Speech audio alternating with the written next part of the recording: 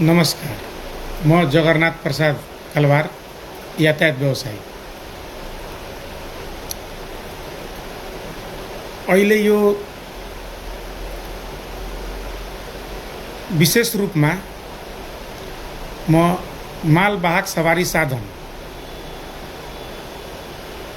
को यातायात व्यवसायी मित्र, ट्रान्सपोर्ट व्यवसायी मित्रहरू तथा चालक भाइहरूलाई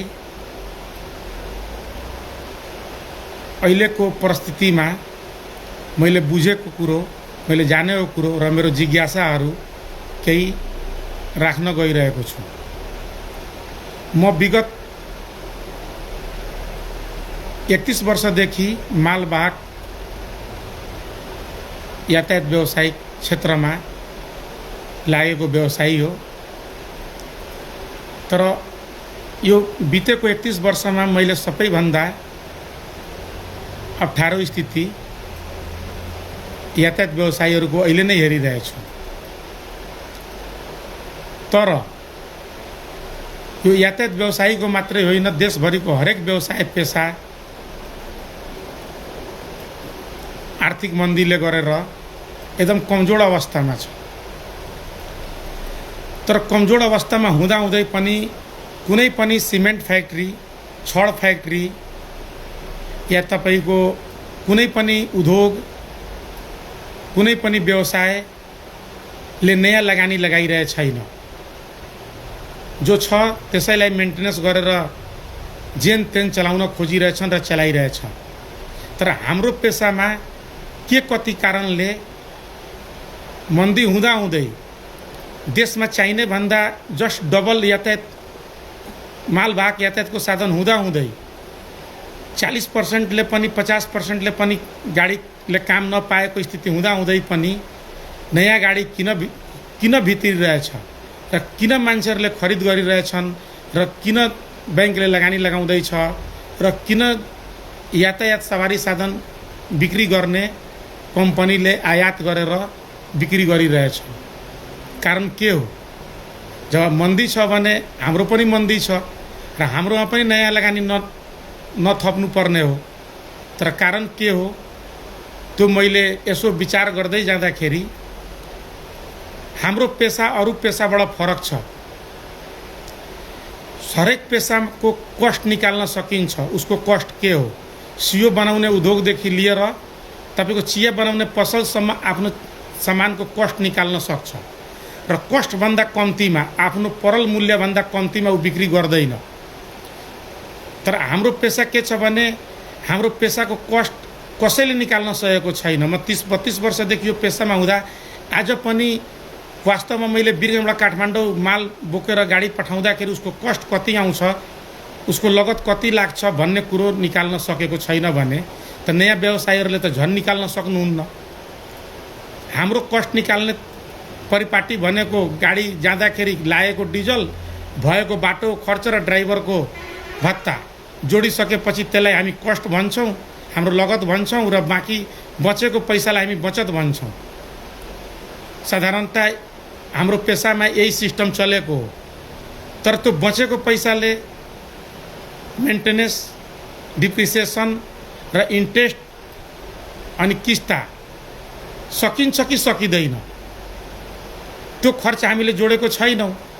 त्यो एकैपल्ट आउने खर्च पनि होइन। बिमा सालभरिमा गराउनुपर्छ, कर सालभरिमा तिर्नुपर्छ, पर्मिट 6 महिना बनाउनुपर्छ, ड्राइभरलाई सालभरि तलब नदिँदा पनि भत्ताको भरमा चल्छन्। तपाईको चाहिँ कुन बेला टायर पड्किन्छन्, कुन बेला इन्जिन पड्किन्छ, कुन बेला चाहिँ तपाईको गाडी एक्सिडेन्ट हुन्छ। गाडी जब हामी पछि बिक्री गर्न जाँदाखेरि मार्केटकोमा उसको भ्यालुसन के हुन्छ त्यो सब केही थाहा हुँदैन। हामी हचुवाको भरमा बिना कस्ट ननिकालिकन गाडी चलाइरहेको हुन्छौँ र हामी घाटा खाँदा खाँदै पनि गाडी चलाइरहेको हुन्छौँ। र कुनै कुनै बेलामा पिक आवर सालभरिमा 1 महिना 2 महिना अलिकता राम्रो काम चलेको बेलामा, 2 पैसा अलिकता राम्रो बचत भएको बेलामा या गाडीले काम पाएको बेलामा त्यही हल्लाले गरेर चाहिँ नयाँ व्यवसायी या अरू व्यवसायमा फेल भएको या विदेशबाट रेमिटान्स कमाएर आएको हाम्रो दाजुभाइहरू यो पेसामा नाफा छ भनेर उहाँहरू चाहिँ जानकारी बेगर आएर गाडी खरिद गरिदिनुहुन्छ र उहाँहरूले गाडी खरिद गरेको कारणले जो यसको वास्तविक पेसाकर्मी हो उसलाई पनि मार पर्छ, उसँग कम्पिटिसन लड्नुपर्छ। अब जो चाहिँ पुरानो व्यवसायी छ उसले चाहिँ एउटा व्यवस्थित रूपले व्यवसाय गरेछ भने उसले सरकारलाई कर पनि तिर्नुपर्छ, अफिस पनि राख्नुपर्छ, भइपरिआएको खर्च उसलाई विगतदेखि जानकारी छ, त्यसको फन्ड पनि बनाएर राख्नुपर्ने हुन्छ, तलब दिनुपर्ने हुन्छ, हरेक कुरो गर्नुपर्ने हुन्छ। सिंगल व्यवसायले त्यो गर्नु पर्दैन। बिस्तारै बिस्तारै उसको आफ्नो लगानी चुवाट भएर 2-4 किस्ता बैंकमा गएन भने उहाँहरूले अरूलाई गाडी बिक्री गर्नुहुन्छ, तर बैंकले बुझ्दैन, साधारण कागजमा बिक्री हुन्छ। दोस्रो व्यक्तिले पनि 2-4-6 महिना सालभरि चलाइसकेपछि फेरि आफ्नो लगाएको लगानी सिद्धाइसकेपछि अरूलाई फेरि त्यो गाडी बिक्री गर्छ, साधारण घरमा कागज गरेर या वकिलसँग कागज गरेर। बैंकलाई चाहिँ पैसा गइरहेको हुन्छ तर साउ चाहिँ फेरिरहेको हुन्छ। बैंकलाई पनि जानकारी हुँदैन कि भाइ यो त पेसामा नाफै छैन, यसमा लगानी नलगाउँ। उसको किस्ता आइरहेको हुन्छ, उसले चाहिँ नयाँ नयाँ मानिसलाई लगानी लगाइरहेको हुन्छ, तर त्यो लगानी बैंकको त उठिरहेछ तर देशको त सिद्धिरहेछ, नचाहिएको गाडी भित्रिरहेछन्। तपाईको नयाँ व्यवसायहरू त्यसमा चाहिँ 2-4-6 महिनामा आफूले 2-5 वर्ष मेहनत गरेर कमाएको पैसा खेर फालिरहेछन्। फेरि जहाँबाट कमाएर लिएर आएर दुःख गरेर आफ्नो बालबच्चालाई यो देशमा छोडेर गइसकेको मानिसले पैसा कमाएर ल्याएको त्यहाँ चाहिँ फेरि यहाँ सिद्ध्याएर फेरि खाडी मुल्क विदेश जाने परिपाटी भइरहेछ। उसको चाहिँ घाटा कसैको, कुनै सरकारको, बैंकको कुनै नजरमा आइरहेको छैन। त्यसको उपाय के? यसको उपाय के? यो कसरी गर्न सकिन्छ कि यसमा चाहिँ नयाँ व्यवसाय आएर नफसोस्। पुरानो व्यवसाय त लगभग गर्दैन, उनीहरूलाई थाहा छ, उनीहरूले लिन्छन् भने पनि उनीहरूले आफ्नो हेरेर लिन्छन्, कहाँ काम छ, के छ, सकिन्छ सकिँदैन। नयाँ व्यवसायीलाई यो कुरो जानकारी गराउन, उनीहरूलाई मार्गदर्शन दिन, उनीहरूलाई वास्तविक कुरो, वास्तवमा हाम्रो पेसाको स्थिति के छ त्यो कुरो उनीहरूलाई बताइदिने को, बजारमा सत्य तथ्य प्रचारित गरिदिने को हाम्रो यातायात व्यवसायी सङ्घहरू छन्। उहाँहरूले पनि गरेको देखिँदैन। हामी पुरानो व्यवसायीहरूले पनि यो कुरो बताउन सकिरहेको छैनौँ। बताउँदा पनि नयाँ मान्छेलाई लागिरहेछ कि उहाँको चलिरहेछ, हामीलाई मना गर्दैछन् भन्ने कुरो पनि त्यहाँ गइरहेछ।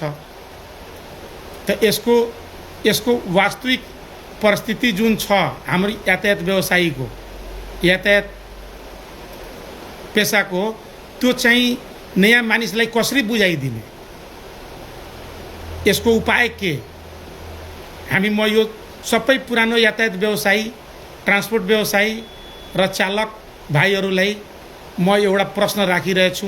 यसको बारेमा विरत छलफल गरेर यसलाई कसरी प्रचार प्रसार गर्ने कि वास्तविक तथ्य, जसले आउने दिनमा गरिब मान्छे, न्यून आर्थिक भएको मान्छे गएर 2-4 वर्षै विदेशमा मेहनत गरेर आफ्नो बालबच्चालाई नेपालमा छोडेर गएर मेहनत गरेर ल्याएको पैसा उसको खेर नजाने परिस्थिति बनाउन हामी के गर्नुपर्छ, त्यो कुरोको लागि म सल्लाह र सुझाव तपाईहरुसँग खोज्न चाहिरहेको छु र हातेमालो गरेर यो प्रचार प्रसारमा ल्याएर चाहिँ यसलाई कसरी व्यवस्थित गर्न सकिन्छ, कसरी कम गर्न सकिन्छ, कसरी नयाँ मान्छेलाई गाडी किन्नुभन्दा पहिले चाहिँ तपाई यसको बारेमा सत्य तथ्य बुझ्नुस्, सक्नुहुन्छ भने किन्नुस्, सक्नुहुन्न भने यो यति सजिलो काम होइन जति तपाई बुझ्नु पर्छ। कुनै बेलामा टायर पड्किन्छ, कुनै बेलामा इन्जिन बरस्ट हुन्छ, कुनै बेलामा गाडी ठोकिन्छ, कुनै बेलामा ड्राइभर हिसाब लिएर हिँड्दिन्छन्, कुनै बेलामा तपाईको सबै साउलाई चाहिँ अलिकता पर्फेक्ट ड्राइभर चालक पाउन गाह्रो छ। त्यसकारणले यो कारणमा यो कुरोमा तपाईहरुसँग म चाहिँ केही जानकारी लिन खोजिरहेको कारणले यो भिडियो बनाएर अपलोड गर्दै छु। धन्यवाद।